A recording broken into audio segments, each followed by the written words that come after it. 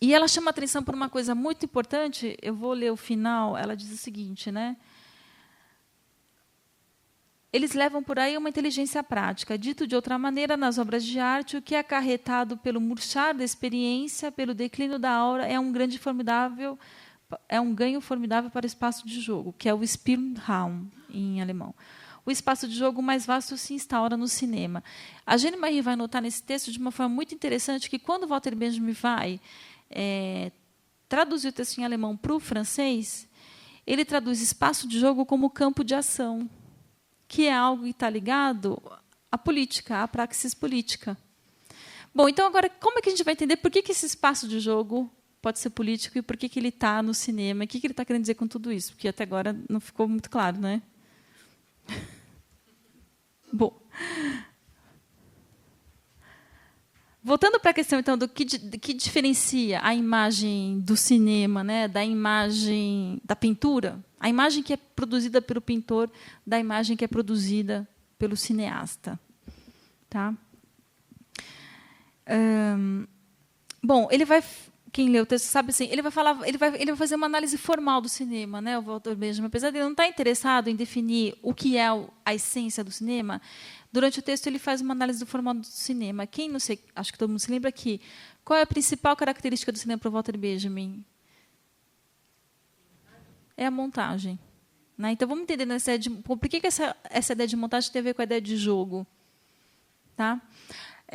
Então, o Walter Benjamin já diz assim, o cinema, para começar, o cinema, e vamos esquecer a fotografia, né? A fotografia é só um momento de passagem, o ápice mesmo dessa arte revolucionária é o cinema, não é a fotografia. A fotografia é só esse momento de passagem aqui no texto. Tá? Ele vai dizer o seguinte, bom, o cinema ele é algo que permite com que você experimente com a realidade. Dá para entender essa ideia? Porque o cinema é montagem. O cinema, óbvio que ele está falando de um cinema muito específico de vanguarda, não está falando do cinema hollywoodiano, mas assim, a importância do cinema não é a ideia de ilusão. Exatamente, não é a ideia de ilusão que é importante no cinema, então é a ideia de aparência, de culto. O que é importante no cinema é a ideia de montagem. O que significa que uma obra é montada, que ela é feita a partir de fragmentos. Né? Montagem nada mais do que fragmentos, fragmentos de realidade, diremos assim, que você monta de várias maneiras. Todo mundo é consciente disso, de que o cinema é uma montagem, né? E a montagem é o ritmo da montagem que vai dar o sentido do filme, certo? O que isso significa? Que o cinema não é uma arte. O cinema é uma arte perfectível. O Walter Benjamin vai usar essa palavra. Por que perfectível? Primeiro, porque um filme pode ser refeito sempre de várias formas. Né? Você pode montar um filme e refazer ele de várias formas, quer dizer, ele não é eterno. O cinema não é, de certa maneira, uma obra de arte, que ele não apresenta uma realidade que seria eterna, imutável. Ele apresenta uma realidade que se coloca como perfectível. Dá para entender essa ideia? Exatamente porque o cinema trabalha a partir da montagem. Perfectiva, a palavra que o Walter Benjamin... Perfectibilidade, ele vai dizer. Perfectibilidade, a palavra que ele usa no texto, que ele contrapõe a ideia de eternidade e imutabilidade. Ou seja, você pode... Vamos dar um exemplo mais claro. Você pode olhar para a Mona Lisa, sempre a Mona Lisa, porque é essa, né, o bem maior da cultura ocidental. Você pode olhar para a Mona Lisa de outras formas, óbvio. Você pode olhar de várias formas para a Mona Lisa, certo? Mas a Mona Lisa em si, enquanto obra, a gente sabe que ela é aquela imagem só. Ela é fechada. Ela é aquilo. Óbvio que você pode tirar vários sentidos daquilo, mas ela é aquilo. Para o Walter Benjamin, isso é muito diferente do cinema, da experiência que a gente tem no cinema, porque quando a gente vai no cinema, a gente tem a consciência de que aquilo é uma montagem. Então, aquilo seria uma possibilidade de apresentação do real. Aquilo não se coloca como o real, como obra de arte, no sentido da bela aparência, o real, ou a coisa em si, ou a essência, seja o que for. Ela não se coloca nunca como uma representação de algo, o cinema imutável. Ele se coloca como algo que pode ser experimentado, pode ser montado, dá para entender? No seu próprio técnica de fazer. Tá? E aí está uma ideia de jogo do cinema também. Então, essa é uma questão importante, a questão da montagem. A outra questão importante ele vai dizer que e aí eu vou citar o Walter Benjamin na página 85, ele vai dizer o seguinte: o registro do filme, sobretudo de um filme sonoro, oferece uma visão que nunca antes em lugar nenhum foi concebível. Expõe um acontecimento em relação ao qual não se pode encontrar um único ponto de vista. Bom, quando o Walter Benjamin está fazendo uma diferenciação entre as imagens que são produzidas pela mão do artista, as imagens que são produzidas pela câmera, né, ou de uma maneira pela técnica, no sentido da tecnologia, ele vai dizer que, vocês se lembram que eu falei no começo, e para quem isso está no começo do texto também, ele vai dizer que a obra de arte, que a reprodução da fotografia e do cinema, ela amplia a nossa concepção de mundo, tá certo? Isso é uma ideia hoje que até a gente perdeu um pouco a noção de como a nossa visão do mundo visível, ela se ampliou com a invenção da fotografia. Tá? O que nos anos 30 ainda não era tão... Enfim. Isso é uma ideia muito de vanguarda, que, por exemplo, vocês tem aquele texto do Moholy Nagy, que chama fotografia construtiva ou fotografia... fotografia construtiva ou fotografia construtiva e fotografia reprodutível. Uma coisa assim, que ele faz exatamente a diferença. Ele vai dizer que o fotógrafo de vanguarda é aquele que não vai simplesmente fotografar a realidade do que ela é, ele vai inventar, ele vai ampliar a nossa visão da realidade.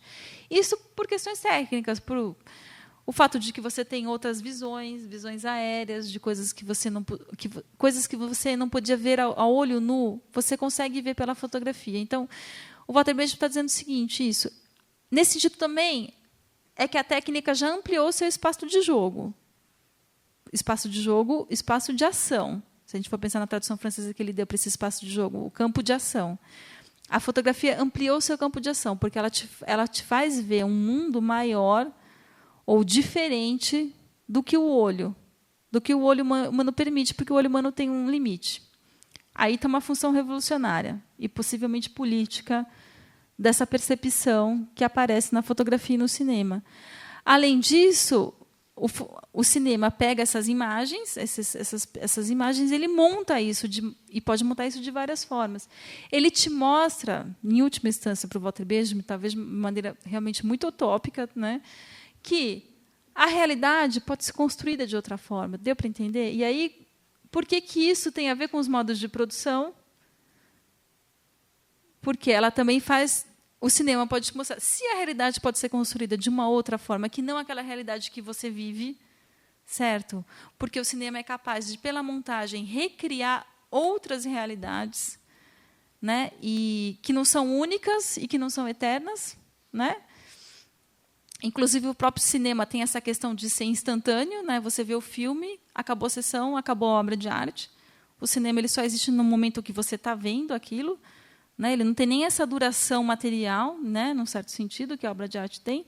Quer dizer, o fato do cinema te apresentar a novas realidades ou te mostrar que a realidade pode ser experimentada de outras formas, faz, num âmbito muito, talvez, então, utópico, né, para o Benjamin, que as massas tomassem consciência dessa capacidade humana de experimentar com a realidade, de reexperimentar a realidade, de reexperimentar o mundo. Ou seja, ampliar o seu espaço de jogo. Jogar diferente com o mundo. A gente pode traduzir jogo também por experimentar, né? A própria Jeanne Marie, ela vai dizer que ela vai traduzir como experimental, como uma percepção experimental do mundo, a percepção do cinema, tá? Então, é nesse sentido que, para o Walter Benjamin, o cinema pode ter uma função política, está claro?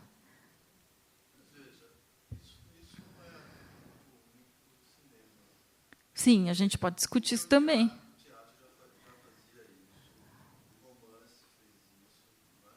Sim.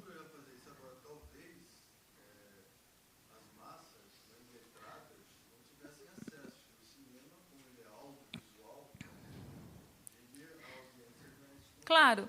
Não, eu concordo com você. Na verdade, assim, e aí sempre é o ponto fraco do texto do Benjamin. É você associar muito isso a uma questão de um meio específico, que no caso é o cinema. Mas é porque aqui ele tá defendendo o cinema. Entendeu? Mas quando eu estou falando, quando até quis colocar no começo, que talvez, e hoje as pessoas, quando leem esse texto, elas veem a importância desse texto não tanto nessa defesa que o Walter Benjamin faz do cinema, mesmo porque o cinema também virou completamente outra coisa, porque o cinema pode ser a repetição das relações de produção e da realidade, de uma ideologia, e não problematizarem nada, e não serem nem um pouco experimentais. Exatamente, mas é que ele estava vendo, então, ele não tinha quando o Walter Benjamin escreveu esse texto, por exemplo, não existia o que a gente chama de cinema hollywoodiano, entendeu? Não existe a indústria do cinema. Isso estava começando. Agora, tudo isso eu concordo, essa crítica é muito possível ao Benjamin, mas o que eu acho interessante, para mim, é associar ele tentar recuperar essa ideia de jogo, é tentar recuperar essa ideia de que a praxis política está ligada a essa ideia de experimentação com a realidade, com o real. Quer dizer, o artista, e aí vamos esquecer se ele é cinema ou não é cinema, mas é a possibilidade, é o artista enquanto aquele que experimenta com o real, e não aquele que, por exemplo, que reproduz o real, simplesmente. Quer dizer, que a função política da obra de arte estaria muito mais nessa experimentação do real. Porque é exatamente essa experimentação do real, e aí, descolando isso do cinema, se a gente for voltar para Mira Schendel, e eu vou tentar um pouco pensar isso a partir da Mira Schendel. Então, por que eu acho que descola todo esse argumento da questão de que isso seja só do cinema? Mas pensa que o Walter Benjamin, de certa forma, anunciou uma nova forma de percepção artística. Tá? E disse para a gente, bom, a obra de arte não pode mais servir para aquilo. Ela mudou, os tempos mudaram, a percepção das pessoas mudaram, o público é outro da obra de arte, é a massa, e não mais o burguês solitário e tal. Bom, então a obra de arte ela tem uma outra função. Quando eu mostrei para vocês aquelas imagens das monotipias da Mira Schendel, todo mundo lembra, né, o que são as monotipias? Que são aqueles desenhos que a Mira Schendel fazia, então, em série, grupos enormes, e que, para mim, se encaixam perfeitamente no que o Walter Benjamin está falando do cinema. Não sei se para vocês fica uma viagem muito grande. Primeiro, por quê? Primeiro, porque aqueles trabalhos todos da Mira Schendel, por exemplo, se a gente for pensar nos termos materiais, cada desenho é um fragmento de um gesto. Né? Porque ela faz aquilo de uma maneira compulsiva, um atrás do outro. Certo? Então, ela tem uma folha aqui, ela faz aquilo de uma maneira compulsiva. Você vê aquilo dentro de uma sequência de um gesto. Certo? Esse gesto também é um gesto que está fragmentado, tá? Mas é um gesto que, de certa maneira, também está brincando. Ele é um gesto que também é uma brincadeira, um gesto que também é lúdico. É uma forma essa questão do lúdico também é importante para o Walter Benjamin, né? De recuperar o caráter lúdico da obra de arte. E aí não lúdico nesse sentido mais bobo que a gente tem hoje de participação, né? Uma coisa que faz rir e tal. Lúdico no sentido da importância que tem uma brincadeira para uma criança pequena. De como a criança, no momento que ela está brincando, na verdade, ela também está aprendendo e ela está experimentando o mundo. Tá?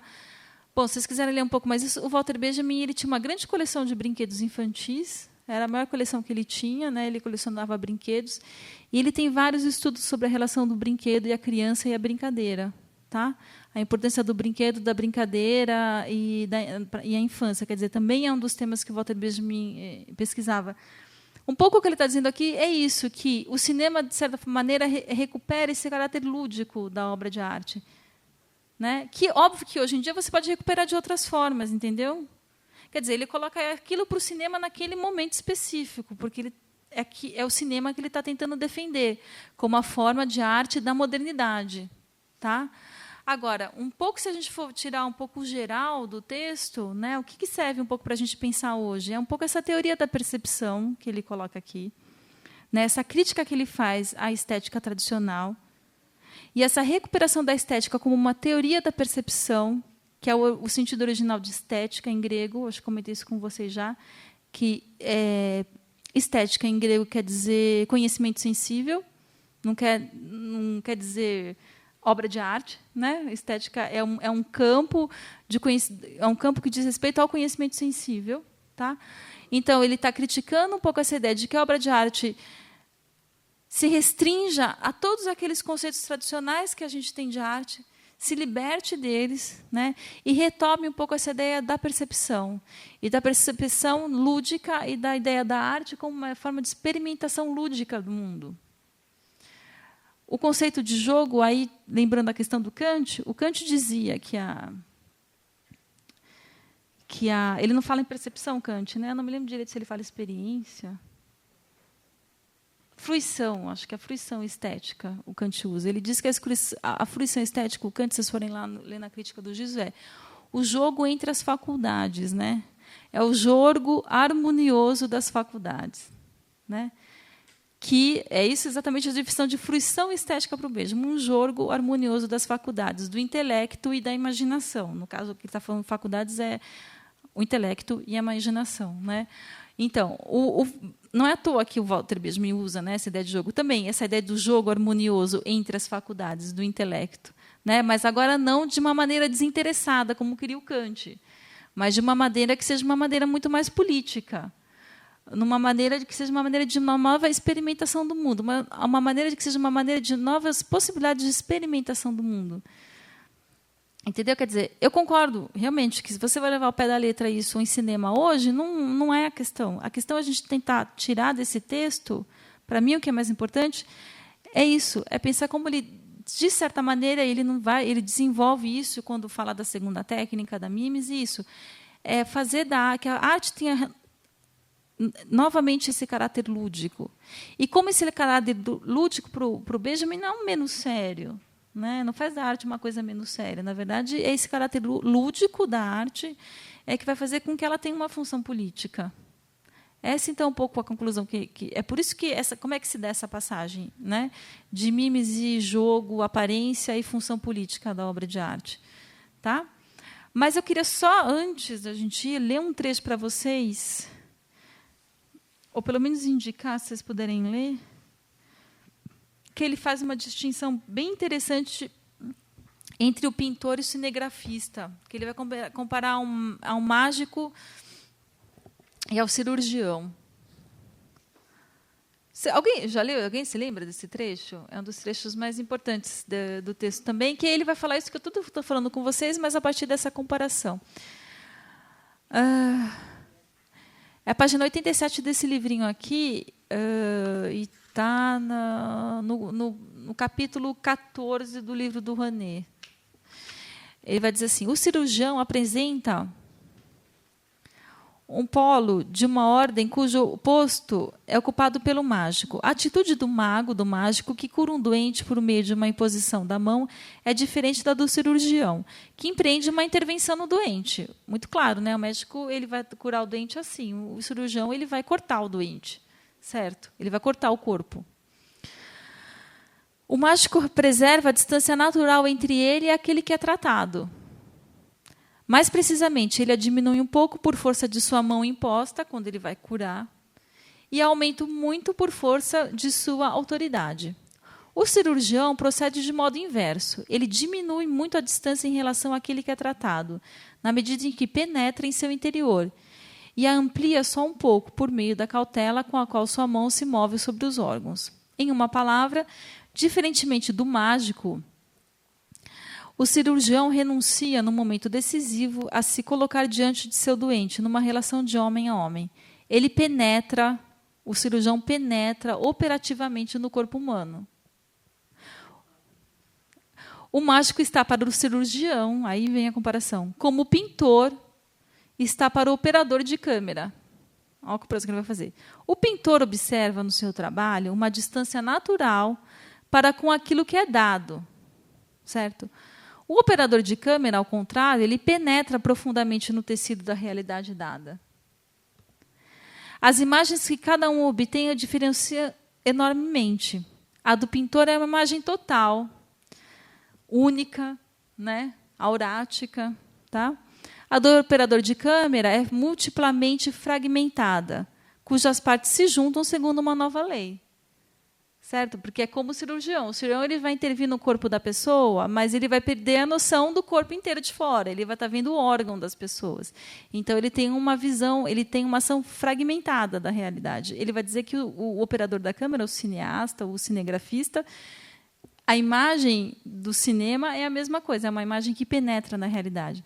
Mas, exatamente por ela penetrar na realidade, ela perde aquele sentido de uma totalidade.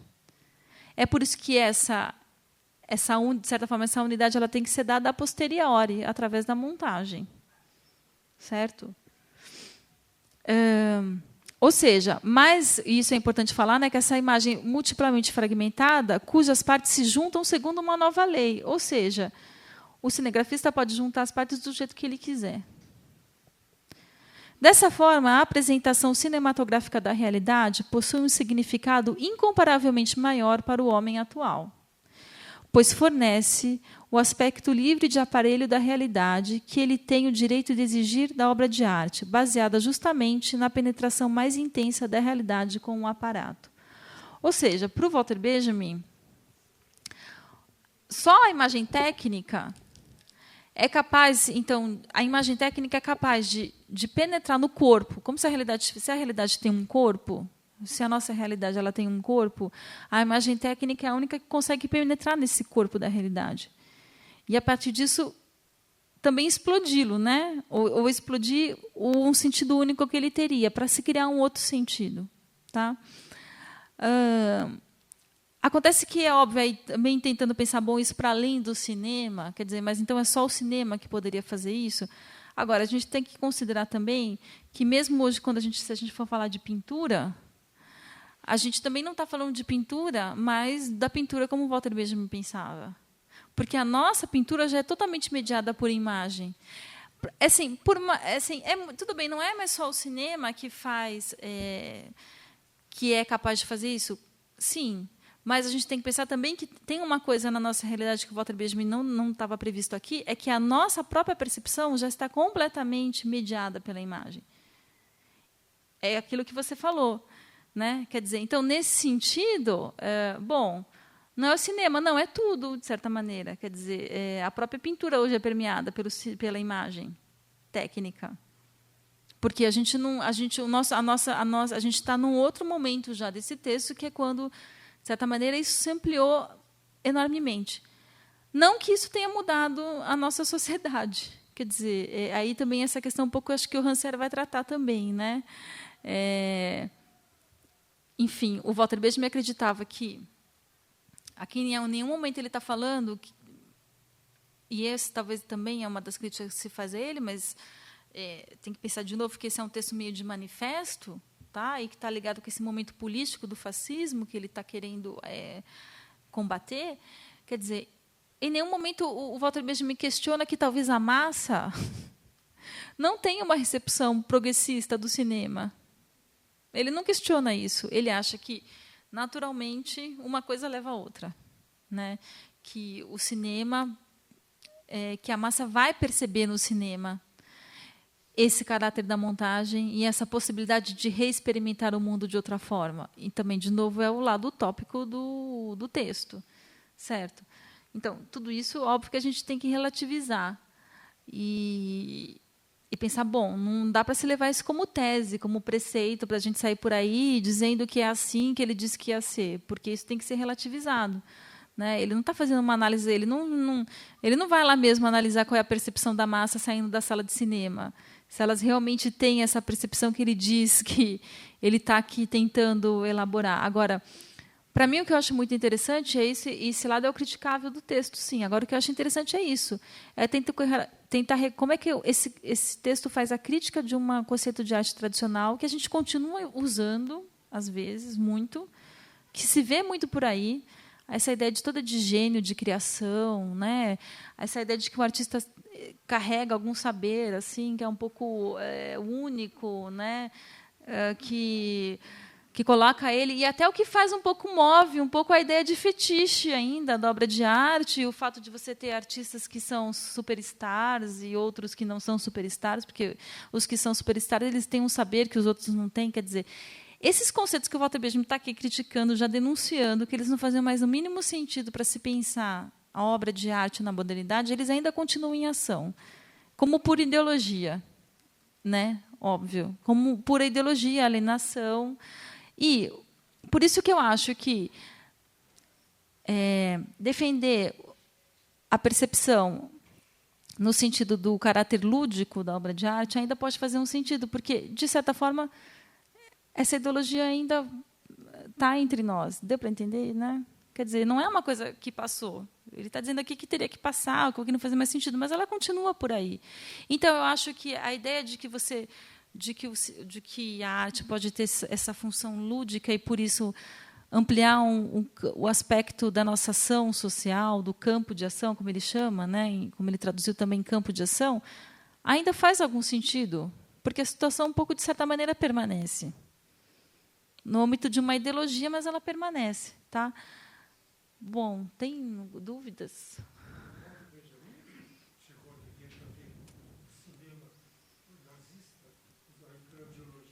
Sim. Ele viu alguns filmes, Truth, sim, ele viu.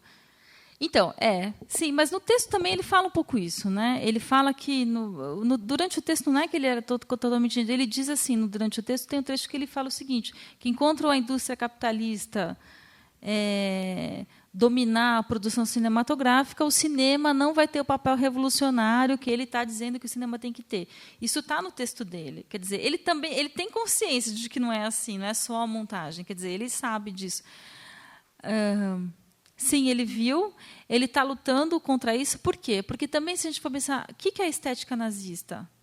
A estética nazista também é uma recuperação desses valores clássicos da arte, não é? De todos os valores clássicos, né? Desde a questão da escultura clássica, do corpo humano clássico perfeito, da ideia de perfeição clássica grega, não é? O que é a estética nazista se não é isso também? Se não é a recuperação da estética, de conceitos tradicionais da obra de arte para fins de destruição humana. Então, também não é à toa que o Walter Benjamin está criticando o conceito de beleza, o conceito de gênio, de criatividade, porque são esses conceitos que os nazistas estão usando para fazer a sua arte, para fazer os seus filmes. Olimpíadas, os próprios edifícios, né? Toda a arquitetura do nazismo tem aquele filme lá, a arquitetura da destruição. Quer dizer, toda a estética nazista ela é baseada na Grécia, nos conceitos clássicos de arte grega. Eles conseguem utilizar os conceitos clássicos da arte grega de uma maneira que seja exatamente com fins, né, que levem o fim de uma parte da humanidade. Não é à toa também que o Walter Benjamin está lutando tão insistentemente contra esses conceitos e dizendo que a gente não pode reabilitar esses conceitos. Esses conceitos eles estão mortos. A gente tem que trabalhar com outros conceitos artísticos.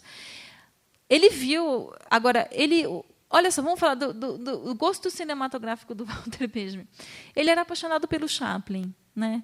Como todos os... como parte dos intelectuais, né, da geração dele, eram todos apaixonados pelo Chaplin. Ele tem alguns textos sobre o Chaplin, ele fazia resenhas sobre filme para o jornal, mas esses textos não estão traduzidos, essas resenhas que ele fazia para o Chaplin. Também faz muito sentido, porque, se a gente for pensar, o Chaplin também é esse artista, esse ator que vem do circo, é o cinema mudo ainda, então essa questão da mímese, da mímese corporal, é muito mais forte, porque você ainda não tem o som, né? Então, todo o trabalho corporal do Chaplin é o que dá, né, o sentido a tudo. Quer dizer, não é à toa que ele está falando de mímesis também, recuperando a ideia do corporal de mímesis, né? A mímesis como uma forma de linguagem corporal. Também baseado porque ele viu um pouquinho do cinema sonoro, Walter Benjamin. Não tinha um negócio, o cinema era o cinema mudo ainda. Por isso, também, se a gente for pensar, o cinema mudo, que é muito baseado na questão da imagem, que a imagem ainda tem uma força que, para nós, talvez não tenha mais o próprio cinema, né? A importância da imagem, e que não depende tanto do som, quer dizer, que é uma questão que tem a ver muito mais com essa questão do jogo, da mimesis, do corpo, né?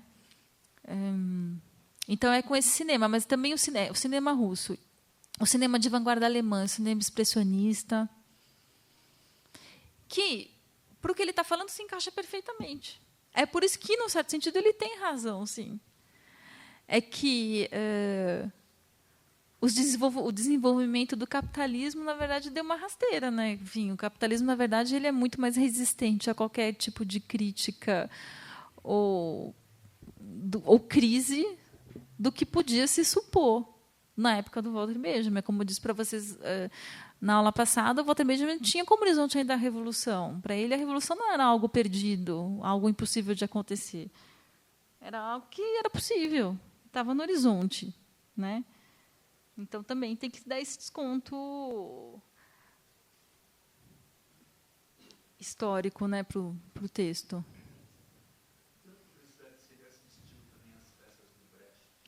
Sim, então, sim, não só assistiu, como ele foi um dos grandes críticos do Brecht. Ele foi um dos primeiros críticos alemães. Ele não era tanto crítico de teatro, Benjamin, ele era mais crítico de literatura, mas ele tem um texto importante chamado O Teatro Épico, de Bertolt Brecht, que ele escreveu nos anos 20, que até hoje assim é uma das bases para quem estuda o Brecht, né? Um dos textos assim fundamentais para quem estuda o Brecht. Agora, a coisa do teatro, uma coisa importante que ele fala do Brecht, ele fala um pouquinho do Brecht nesse texto da obra de arte também, mas ele vai falar isso do Brecht no caso, quando ele vai analisar o Brecht, ele diz o seguinte, que eu já falei isso para você semana passada. O Brecht também se apropria da ideia de montagem cinematográfica e leva isso para o teatro. Então, o Brecht não faz um teatro naturalista tradicional. Ele faz um teatro que já está pensando esses novos meios de reprodução. E o Brecht mesmo diz isso, né? Ele fala de se utilizar dos recursos do cinema e da rádio para o teatro. Né? Então, não é já também o teatro tradicional, é um teatro baseado na montagem. É um teatro, o teatro do Brecht é um teatro que viu o cinema. Entendeu? Isso o Walter Benjamin deixa muito claro, o próprio Brecht deixa muito claro, e o Walter Benjamin diz que isso é um do caráter também revolucionário do teatro do Brecht. Porque ele conseguiu se apropriar, então, dessa nova percepção que o cinema traz para uma linguagem que seria tradicional, a fim de renovar essa linguagem. Né? Então, também tem isso, quer dizer, ele repensou naquela ideia, ele repensou os meios de produção, né, o Brecht, a partir do cinema e da rádio. Né? Ele repensou seus meios de produção. Tá? Mas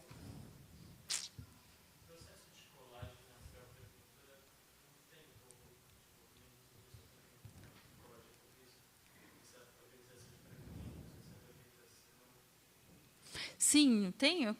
Ele fala do dadaísmo, né? Ele fala mais da colagem. Ele fala que o Picasso, a única frase que ele fala do Picasso aqui no texto, ele fala do Picasso no texto. Ele fala que porque ele diz, sim, o que ele vai dizer, o Walter Benjamin, sim, a pintura também já estava fragmentando o espaço. E você tem na imagem da pintura também, como na imagem, no cubismo analítico, né, do Picasso, você tem toda essa fragmentação do espaço e do corpo, certo? Você tem. Como ele vai dizer que isso também tem na montagem dadaísta, ou como isso também tem na fotomontagem. Ele não está dizendo, ele fala assim, bom, isso tem a ver com essa ideia da mudança da percepção, entendeu?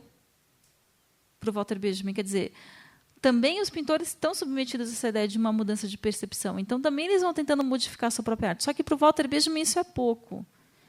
Ele acha que é só o cinema que consegue realizar isso de uma maneira, diríamos assim, em termos de uma recepção da massa. Porque é aquilo que se fala, a pintura está fazendo isso, mas a pintura ela vai continuar ligada a uma recepção de um sujeito solitário numa sala de museu ou numa sala de exposição. Tá? Isso também é importante para o Walter Benjamin, porque o Walter Benjamin, o cinema é uma arte que, em si, pressupõe uma recepção coletiva, que ele chama, em oposição a uma recepção solitária, que é a recepção da pintura. Tá? Então, sim, eu acho que assim, como essa que você questionar a questão do espaço pictórico, porque isso é o que está se fazendo a pintura moderna. Exatamente, a pintura moderna exatamente faz isso. Ela está criticando a ideia de ilusão, né? De pintura como ilusão e representação. É isso que faz os impressionistas e que faz o Picasso. Quer dizer, a pintura moderna coloca a ideia de ilusão, até um certo ponto, ela é a problematização da ideia de ilusão. Então, ela está fazendo isso também. É que o Walter Benjamin acha que ela não atinge o... E ele fala isso no texto, ela não vai atingir, né, ela não vai conseguir chegar tão longe como chega o cinema. Até por questão da técnica mesmo, porque o cinema tem muito mais recurso para fazer isso do que o Picasso com o pincel. Certo? O Picasso, ele sempre, querendo ou não, ele vai estar restrito à tela, né? Ao quadrado, enfim, da tela. Quer dizer, por mais que ele faça aquilo crescer, vire uma pintura mural, mas vai ter sempre uma restrição, né, técnica para aquilo. Bom, a pintura ainda está ligada muito à ideia de autoria, que para o Walter Benjamin também é muito complicado. E isso o Picasso encarna muito bem, que é a ideia de gênio. Né? Então, é por isso que para o Walter Benjamin, essa pintura, mesmo a pintura cubista, não é radical o suficiente. A pintura cubista não dá conta de colocar em xeque esses conceitos tradicionais. O quanto é necessário que eles sejam colocados. É só o cinema que realmente consegue colocar esses conceitos por água abaixo. Porque ainda você pode falar, mesmo no Picasso, da obra única, do gênio, da criatividade. Você usa esses conceitos para falar do Picasso. Né? Então, não é radical o suficiente para ele. Ele acha que realmente é só a fotografia e o cinema que realmente vão deixar esses conceitos para trás. Né?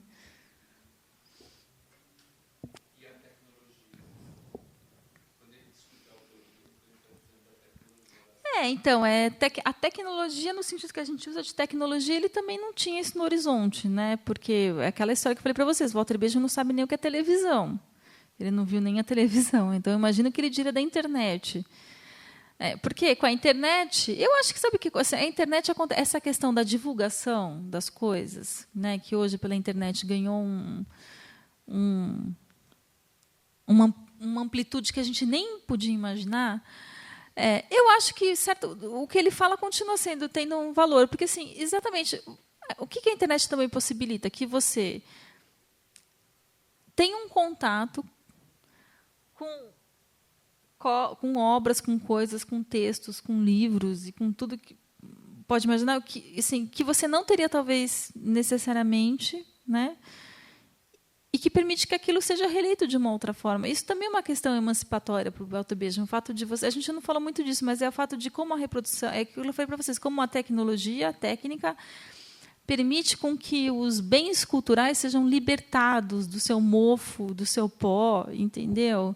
E deixem de sair do âmbito acadêmico, da interpretação acadêmica, canônica, para poderem ganhar outras leituras. A internet possibilita isso de uma maneira que ele nunca poderia imaginar, né? Quer dizer, pode ter um autor lá no interior de qualquer lugar do Brasil que não tenha uma biblioteca na cidade dele, mas que, se ele tem uma internet, ele pode ler todos os clássicos da literatura e fazer uma obra, uma releitura daquilo que seja completamente fenomenal, enfim. Então, acho nesse sentido, para ele continuar esse poder de reprodução dos bens culturais que a reprodutibilidade técnica permite, eu acho que isso continua uma coisa válida. Se a gente for pensar, é óbvio que isso pode ser usado para coisa ruim ou bem, mas isso é muito válido se a gente for pensar a possibilidade hoje de acesso que a gente tem às coisas. Não é garantia que você vai fazer alguma coisa de interessante com elas, mas é algo que não... De montagem, de criação da própria obra.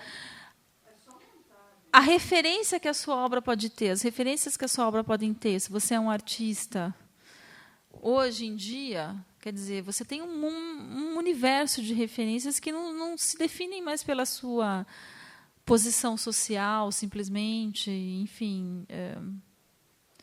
Mas parece que ele acreditava nessa redenção da tecnologia, inclusive para aquele conceito do inconsciente ótimo. Sim, acho que sim. Ele acreditava numa coisa que a tecnologia ia trazer esse apagamento do Apagamento do humano? Não. Porque a questão do... Não seria o apagamento. Talvez seria o apagamento do homem burguês, não do humano. O humano é muito forte. Você está falando do apagamento do humano, você está falando com a destruição do humano. Ele está acreditando no apagamento do burguês, do homem burguês, para um outro homem de uma nova sociedade. Mas que é redigido pela técnica. Se a técnica... eu acho que a técnica pode ser... isso é uma coisa que... ele nunca afirmou isso com todas as letras, né? Não teve tempo de... Essa questão da técnica do Benjamin, ela fica sempre nessa distinção entre primeira e segunda técnica. Mas acho que quando ele fala de segunda técnica, ele está falando da possibilidade de redenção. Não de redenção. Redenção é uma palavra muito religiosa, mas emancipação. Não de redenção. Eu acho que a segunda técnica para ele era uma espécie de emancipação. De novo, o Walter Benjamin ele não tem aquela posição de muitos pensadores do começo do século que tem um pensamento de negação da técnica, né? Ao contrário, o Walter Benjamin quer perceber na questão da técnica os elementos positivos dela para a humanidade. É por isso que ele vai fazer essa distinção entre primeira e segunda técnica. Isso é fundamental, porque você está falando redenção através da técnica da segunda técnica, porque a primeira técnica era uma técnica que era usada para destruição. É a técnica, por exemplo, que ele diz... Porque a técnica... que quando ele está falando de técnica, é tanto a técnica do cinema como a técnica militar, das armas, dos nazistas, enfim. A evolução técnica se dá em todos os sentidos, né? Ela cria também armas de massa, de destruição em massa. Essas armas de destruição em massa, diríamos para o Benjamin, estariam do lado do que ele chama de a primeira técnica. É a técnica utilizada no sentido de dominação da natureza. Então, a redenção, eu acho que assim, é a destruição do homem burguês, né, para uma recriação de um novo homem. Isso também está muito no universo das vanguardas. Se a gente for pensar na Bauhaus também, a Bauhaus também fala isso, da destruição do homem burguês para a criação de um novo homem, né? Isso está no programa construtivista da arte, está no programa da Bauhaus, tá? No programa construtivista russo, né, da arte. Então, essa criação de um novo homem que não é homem burguês. Nesse sentido, isso é a destruição do humano, do homem burguês, não do humano, porque a destruição do humano aí seria o nazismo, né? Enfim, a destruição do humano é o nazismo, não é isso. Mas, sim, ele tem uma visão positiva da técnica. Tomadas essas distinções. Quando se fala de Walter Benjamin de técnica, nunca tem que esquecer isso. É a primeira e segunda técnica. Ele faz uma distinção entre essas duas coisas. É diferente para daqueles autores que acham que a técnica é só a dominação da natureza. Tá? Agora, esse conceito de segunda técnica também é um conceito muito a ser estudado no Walter Benjamin, que é um conceito que foi há pouco tempo que ele começou a ser avaliado de novo, sabe? Ele era um conceito que ninguém dava muita bola. E nesse texto sobre a obra de arte, como eu disse para vocês, como ele aparece só numa das versões, quando se falava em técnica da obra de arte, nunca se fazia essa diferenciação entre as duas técnicas. Mas isso acho que é importante para entender o texto, tá? Para as novas leituras do texto.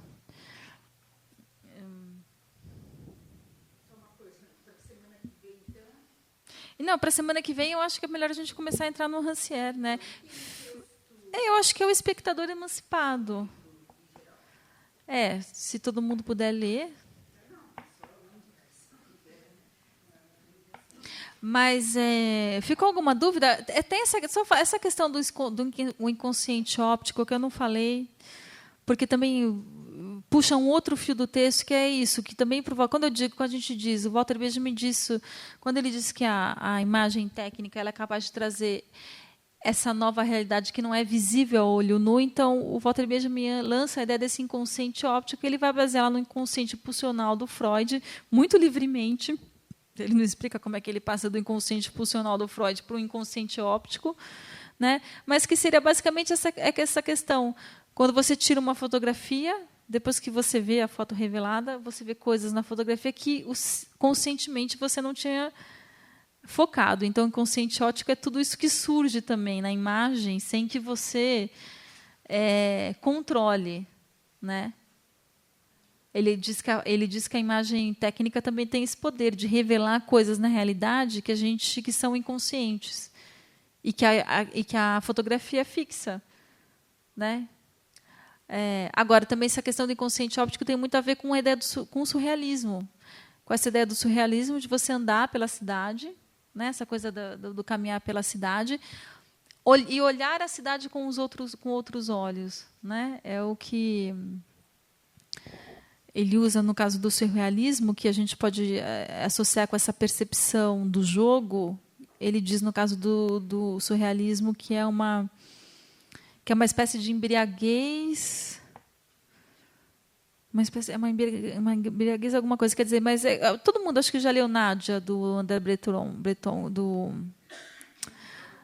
do Breton, mas na verdade não é a Nádia que eu queria falar, era o Paysan de Paris, Camponês de Paris, que foi publicado acho que há pouco tempo em português. É esse talvez o livro do Aragon, que é o livro principal, mas o Nádia também tem essa questão, que é isso, né? Essa coisa da cidade fala, a cidade ela tem uma vida. Quer dizer, é você andar lá nas galerias, nos pugueiros da cidade, você tem uma relação, e aí claro que para o surrealismo inconsciente do Freud é fundamental, né, para entender. E aí o Benjamin transforma aqui isso no texto, isso em inconsciente óptico, que é o inconsciente pulsional, que também está no surrealismo, ele transforma em inconsciente óptico. Também não explica muito bem como faz, mas também é importante. É o que diferencia também uma imagem de uma pintura de uma imagem fotográfica.